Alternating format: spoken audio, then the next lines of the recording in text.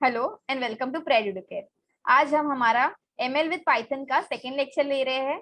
कल के लेक्चर में हमने ऑलरेडी देखा था कि एमएल होता क्या है, एमएल कैसे वर्क करता है और कैसे हमने हमारे कुछ एमएल के एग्जांपल्स भी देखे थे। आज के लेक्चर में हम देखने वाले कि real world scenario that is real life में हम ये एमएल कहाँ यूज करते हैं और क्या क्या चैलेंजेस है जो एमएल फेस करता है। So let's begin. मैं अपनी स्क्रीन शेयर करती हूँ और हम स्टार्ट करते हैं with real world cases of ML and challenges of ML. So according to our course outline, हमारी जो फर्स्ट दो टॉपिक है that is what is machine learning and how machine learning works. ये दोनों टॉपिक हमने कल के लेक्चर में देख लिए। आज के लेक्चर में हम देखने वाले हैं real world machine learning use cases और challenges of machine learning. So let's start. So basically मैंने यहाँ पे कुछ ऐसे 5 इंपॉर्टेंट फीचर्स, कुछ 5 ऐसे यूज केसेस ढूंढ के निकाले हैं जो मोस्टली आप सभी ने यूज किए होंगे। सो एक एक करके ये सारे रियल वर्ल्ड यूज केसेस हम देखते हैं जो उसमें मशीन लर्निंग यूज किया जाता है। सबसे फर्स्ट हमारा जो यूज केस है वो है स्पीच रिकॉग्नाइजेशन। अब ये स्पीच रिकॉग्नाइजेशन होता क्या है? तो बेसिकली आप एक ऑडियो इनपुट करते हो, दैट इज आप आपके माइक से कुछ ऑडियो इनपुट करोगे, वो वॉइस, वो ऑडियो इनपुट जो किया है आपने उसमें स्पीच रिकॉग्नाइज होगा, दैट इज कौन सा वर्ड यूज किया है वो रिकॉग्नाइज होता है। उसे ऑटोमेटिक स्पीच रिकॉग्नाइजेशन भी बोलते हैं। यहाँ पे जो कंप्यूटर है वो आपका वॉइस रिकॉग्नाइज करता है और उसको यानी आपकी स्पीच को टेक्स्ट में कन्वर्ट करता है। तो ये उसका कैपेबिलिटी है जो नेचुरल लैंग्वेजेस होती है उसको प्रोसेस करने की। तो कल मैंने एक एग्जांपल लिया था जहाँ पे मैंने बताया था कि गूगल असिस्टेंट में हम जब इंग्लिश यूज करते हैं तो वो इजीली कैप्चर हो जाता है, इजीली फाइंड हो जाता है, लेकिन अगर हम हमारी कोई नेटिव लैंग्वेज यूज कर रहे हैं तो थोड़ा डिफिकल्ट होता है। तो जो भी है हमारी जो नेचुरल लैंग्वेजेस होती है वो लैंग्वेजेस को यूज करते हैं, वो स्पीच को यूज करके उसको टेक्स्ट में कन्वर्ट किया जाता है और फिर आपको उसका आउटपुट मिलता है। तो जैसे मैंने बोला, एक फर्स्ट एग्जांपल इसका है जो है गूगल असिस्टेंट। सेकेंड, अगर आप एप्पल यूज कर रहे हो तो आपको सीरी पता होगा। अगर आप अमेजोन यूज कर रहे हैं तो वहां पे भी आपको वॉइस असिस्टेंट मिलता है। तो बहुत सारे ऐसे फीचर्स है जहाँ पे आपको वॉइस असिस्टेंट मिलता रहता है। तो यहाँ पे यही टेक्नोलॉजी यूज की रहती है, यही एआई यूज किया है, दैट इज आप में दैट इज ये तीनों भी जो हमारे यूज कर रहे हैं हम, ये सारे फीचर्स, ये सारे स्पीच रिकॉग्नाइजेशन यूज करते हैं और इनमें एमएल यूज करके ही इन तीनों को भी क्रिएट किया गया है। तो ये बहुत एक कॉमन एग्जाम्पल है जो हम स्पीच रिकॉग्नाइजेशन के लिए यूज करते हैं, जहाँ पे आपका जो स्पीच होता है वो टेक्स्ट में कन्वर्ट होता है और फिर आपको आउटपुट मिलता है। यहाँ पे बहुत सारे ऐसे एल्गोरिदम होते हैं जो आपके एक एक वर्ड को टेक्स्ट में कन्वर्ट करते हैं और फिर उन टेक्स्ट को ज्वाइन करके आपको आपका आउटपुट ढूंढ के देते हैं। ये आउटपुट आपके मोबाइल के अंदर खुद इंटीग्रेट किया जाता है, आपके सिस्टम के अंदर खुद इंटीग्रेट किया कर सकते हैं, या फिर यूजिंग वेब भी आप ये इंटीग्रेट कर सकते हैं। तो दोनों भी चीजें पॉसिबल है। अगर आप गूगल सर्च करना चाहते हैं तो भी आप स्पीच रिकॉग्नाइजेशन से कर सकते हैं, या फिर आपके फोन से ही आपको डायरेक्टली कॉल करना है तो भी आप स्पीच रिकॉग्नाइजेशन से वो कर सकते हैं। तो यही होता है, आपका जो एल्गोरिदम है वो डिफरेंट डिफरेंट क्रिएट किया जाता है, लेकिन यहाँ पे बैकएंड में हम एमएल ही यूज करके स्पीच रिकॉग्नाइजेशन क्रिएट करते हैं। नेक्स्ट एग्जाम्पल है कस्टमर सर्विस। तो बहुत सारी आजकल वेबसाइट ऐसे आती है जहाँ पे आपको एक बॉट होता है जो आप उसको यूज करके बात कर सकते हो। तो आपने देखा होगा ऑनलाइन चैटबॉट्स अवेलेबल होते हैं फॉर कस्टमर सर्विस, ताकि सबसे पहले आप अगर इश्यू रेज करें तो सबसे पहले चैटबॉट्स के थ्रू आपको आंसर मिल जाए। अगर वो चैटबॉट्स आपका आंसर सॉल्व नहीं कर पाए तो ही वो एक लाइव पर्सन के साथ आपको कनेक्ट करते हैं, एक लाइव एजेंट के साथ आपको कनेक्ट करते हैं।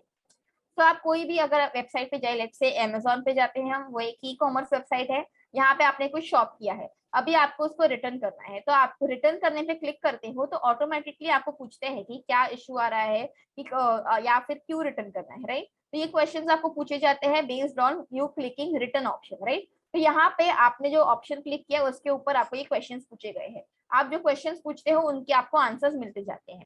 बहुत सारे बैंक्स भी ये कस्टमर सर्विस प्रोवाइड करती है कि आप उनको व्हाट्सएप करते हो और वो व्हाट्सएप ऑटोमेटिकली आपको आंसर करता रहता है, जहाँ पे कोई पर्सन आपको आंसर नहीं कर रहा है बल्कि उस बैंक का खुद का व्हाट्सएप का चैटबॉट अकाउंट है, वो आपको ये आंसर कर रहा है। तो इस तरह से ये चैटबॉट क्रिएट किए जाते हैं फॉर कस्टमर सर्विस, और कोई और पर्पज के लिए भी इन्हें यूज किया जाता है जहाँ पे आपको आपका जो ह्यूमन है उसको बाद में यूज करना है, आपका ह्यूमन का इंटरवेंशन है वो जो बाद में होना चाहिए।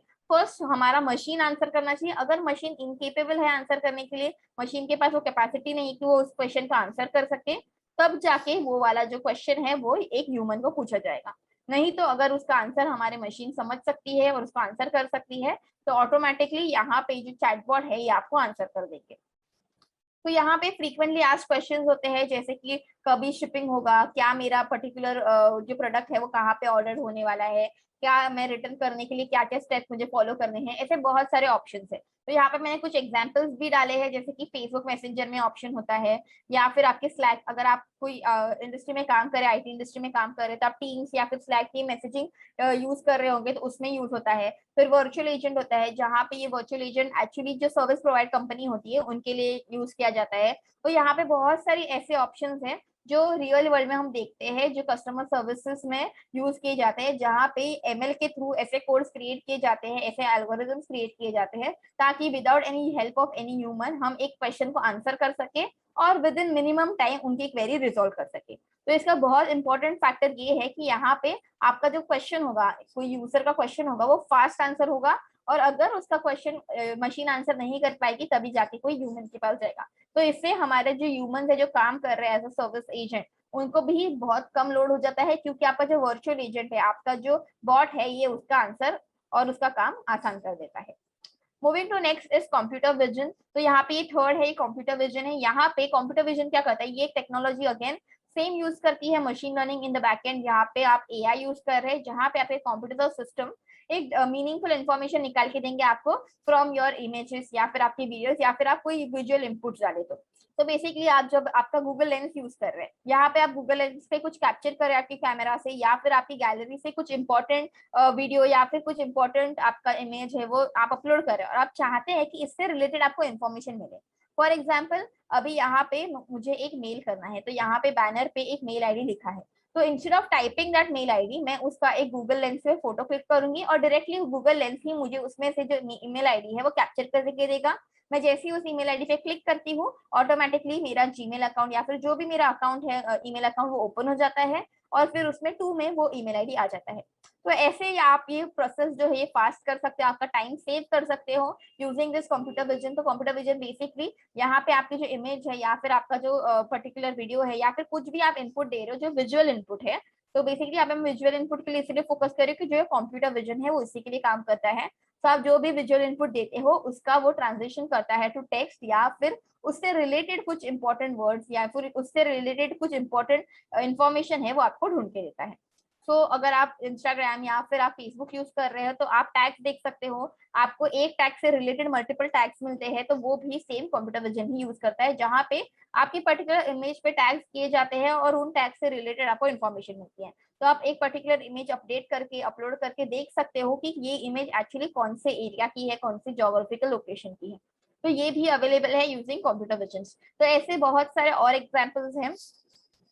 Moving to next example is recommendation engine.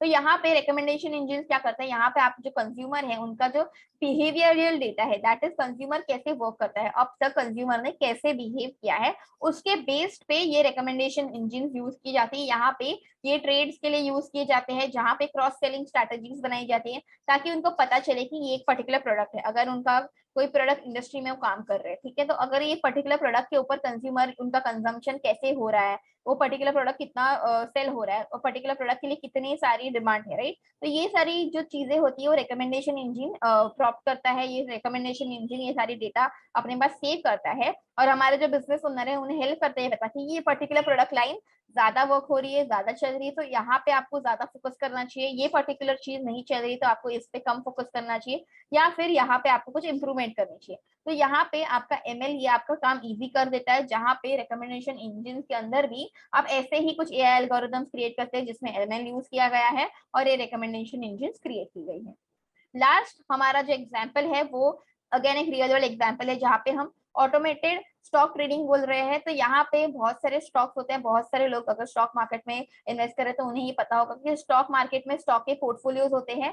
तो बेस्ड ऑन दैट पोर्टफोलियो कि कौन से स्टॉक में हमें इन्वेस्ट करना है और कौन से स्टॉक में इन्वेस्ट नहीं करना है, या फिर कौन सा स्टॉक कब बाय करना है, कौन सा स्टॉक कब सेल करना है, ये भी ऑटोमेटेड किया जाता है। ये भी हमारे ऑटोमेटेड स्टॉक ट्रेडिंग इनके थ्रू हम यूज कर सकते हैं, बेस्ड ऑन की उनकी हिस्ट्री क्या है पर्टिकुलर स्टॉक की, या फिर आगे क्या हो सकता है। तो बेसिकली वो प्रेडिक्ट करते हैं कि आगे क्या होने वाला है, या फिर वो एक एग्रीगेट निकालते हैं, एवरेज निकालते हैं, और बेस्ड ऑन दैट वो एक पर्टिकुलर स्टॉक खरीदते हैं, सेल करते हैं। तो उसके लिए भी ये ऑटोमेटेड स्टॉक मशीन जो है, ऑटोमेटेड स्टॉक ट्रेडिंग है, ये यूज किया जाता है। यहाँ पे ये अगेन एक रियल लाइफ वर्ल्ड एग्जाम्पल है जो मशीन लर्निंग के थ्रू हम यूज करते हैं। सो ये कुछ 5 एग्जाम्पल्स मैंने आपके लिए ढूंढ के निकाले ताकि आप उनसे रिलेट कर सको। आई होप एवरीवन एक एक एग्जाम्पल से एटलीस्ट रिलेट करते होंगे। तो यहाँ ये 5 एग्जाम्पल्स है जो हमने एमएल के थ्रू क्रिएट किए हैं, जो एमएल के थ्रू अवेलेबल है। नेक्स्ट अभी हम देखते हैं हमारा आज का last topic, that is challenges of machine learning. जैसे मशीन लर्निंग एडवांस हो रहा है वैसे वैसे हमारी जो लाइफ है वो इजी हो रही है। लेकिन यहाँ पे जब हम मशीन लर्निंग यूज करते हैं तो विद इन बिजनेसेस बहुत सारे ऐसे एथिकल कंसर्न्स भी है जो एआई टेक्नोलॉजी से रिलेटेड है। तो यही हमारे चैलेंजेस है कुछ मशीन लर्निंग के। तो एक एक करके चैलेंजेस के बारे में समझते हैं। तो सबसे पहले हमारा जो टॉपिक है वो है टेक्नोलॉजिकल सिंगुलैरिटी। तो यहाँ पे हमारे जो रिसर्चर्स है वो कंसर्न नहीं है कि जो एआई है वो हमारी ह्यूमन इंटेलिजेंस को सप्रेस कर सकता है। दैट इज उन्होंने ह्यूमन इंटेलिजेंस को सुपर इंटेलिजेंस ये भी बोला है, क्योंकि जो एआई है वो कंप्लीटली ह्यूमन को रिप्लेस नहीं कर सकता है। तो अगर आप इवन आपका एआई यूज कर रहे हैं, आप एमएल यूज कर रहे हैं, इवन दो आपको वहां पे भी एक ह्यूमन का इंटरफेरेंस, ह्यूमन का इंटेलिजेंस लगेगा ही। इवन आफ्टर आपका मशीन पूरा काम कर रहा है तभी भी आपका जो ह्यूमन इंटेलिजेंस है वो नेसेसरी है। बिना ह्यूमन इंटेलिजेंस आपका काम आपको 100% परफेक्ट नहीं मिलने वाला है। तो यहाँ पे आपका ये एक कंसर्न है जहाँ पे आप कंप्लीटली आपका जो सिस्टम है, आपका जो बिजनेस है, उसको कंप्लीटली आप एक पर्टिकुलर एमएल या फिर एआई में कन्वर्ट नहीं कर सकते जहाँ पे आपको 0% ऑफ ह्यूमन लगेंगे। अब यहाँ पे ये क्वेश्चन क्यों आता है कि फॉर एग्जाम्पल आपने सुना होगा सेल्फ ड्राइविंग कार्स के बारे में। तो सेल्फ ड्राइविंग कार्स जो है ये हम उसके अंदर एआई यूज किया जाता है जहाँ पे कार खुद से चल रही है। यहाँ पे कार जब नॉर्मली चल रही है तभी कोई इश्यू नहीं है, लेकिन व्हाट इज कार ने कुछ एक्सीडेंट कर दिया या फिर कुछ ऐसे इश्यूज आ गए जिसका कोई ब्लेम लेने के लिए रेडी नहीं है। क्योंकि कार ऑटोमेटेड है, कार खुद से चलने वाली है, तो यहाँ पे आप ड्राइवर को ब्लेम नहीं कर सकते। अगेन कुछ एक्सीडेंट हो गया, कुछ इश्यू हो गया, तो अगेन आपके लिए कोई पर्सन नहीं होता जिसके ऊपर आप ये ब्लेम कर सकते, या कोई भी ऐसा पर्टिकुलर पर्सन नहीं है जो इस एक्सीडेंट का रिस्पॉन्सिबिलिटी ले सके। तो ऐसे सर्कमस्टेंसेस में हम कैसे इसे परस्यू कर सकते हैं कि ऐसी अगर कोई सिचुएशन आ गई तो ये पर्टिकुलरली हमारा जो एआई है, हमारा जो एमएल है, वो उसे सॉल्व कर सकता है। तो इसीलिए हमें हमारी जो कार है उसे सेमी ऑटोमेटिक बनाना पड़ता है, यानी अगर कोई ऐसी सिचुएशन आ गई तो ड्राइवर के पास ही कंट्रोल होगा to solve this issue, to take responsibility. तो यहाँ पे ऐसी कोई सिचुएशन आई तो अगेन हमारा ड्राइवर भी उतना ही रिस्पॉन्सिबल है जितना हमारा मशीन है। तो हम पूरे मशीन पे ट्रस्ट नहीं कर सकते, पूरे मशीन पे रिलाई नहीं कर सकते। एवरी टाइम रिस्पॉन्सिबिलिटी लेने के लिए हमें ह्यूमन की जरूरत पड़ेगी। लेकिन हाँ, हम एमएल यूज कर सकते हैं, हम एआई यूज कर सकते हैं टू स्मूदन थिंग्स, ताकि पूरा काम हमारा जो पर्टिकुलर ह्यूमन है उसे करना नहीं पड़े, बल्कि उससे सिर्फ वही काम करना पड़े जो सिर्फ जिसके लिए एक्चुअली सुपर इंटेलिजेंस लगता है, जिसके लिए प्रेडिक्शन ज्यादा नेसेसरी है, जो मशीन नहीं कर सकता है। तो ये फर्स्ट एक कंसर्न है जो है टेक्नोलॉजिकल सिंगुलैरिटी, जहाँ पे हमारा मशीन सिर्फ सिंगली हैंडल काम नहीं कर सकता, वहां पे ह्यूमन इंटरवेंशन लगने वाला है। नेक्स्ट है एआई इम्पैक्ट ऑन जॉब। तो यहाँ पे जो एआई काम कर रहा है, यहाँ पे जो हमारा कंसर्न है वो बेसिकली ये है कि जो भी आप काम कर रहे हो वो अगर एआई काम करने लग जाए तो यहाँ पे मार्केट डिमांड शिफ्ट हो जाती है। दैट इज अगर कोई फैक्ट्री में काम कर रहा है टू मैन्युफैक्चर समथिंग, तो यहाँ पे उस फैक्ट्री वर्कर को पता है कि ये कैसे मैन्युफैक्चर होता है, उसको क्या क्या प्रोसेस करने हैं। लेकिन अगर मशीन खुद से पूरा प्रोसेस करने लग गई तो यहाँ पे उस फैक्ट्री वर्कर का जो जॉब है उस पर इम्पैक्ट आ जाता है, उसका वो जॉब चला जाता है। तो यहाँ पे जो मार्केट में डिमांड है उस पर्टिकुलर जॉब की वो चली जाती है, और वो डिमांड शिफ्ट हो जाती है तो सम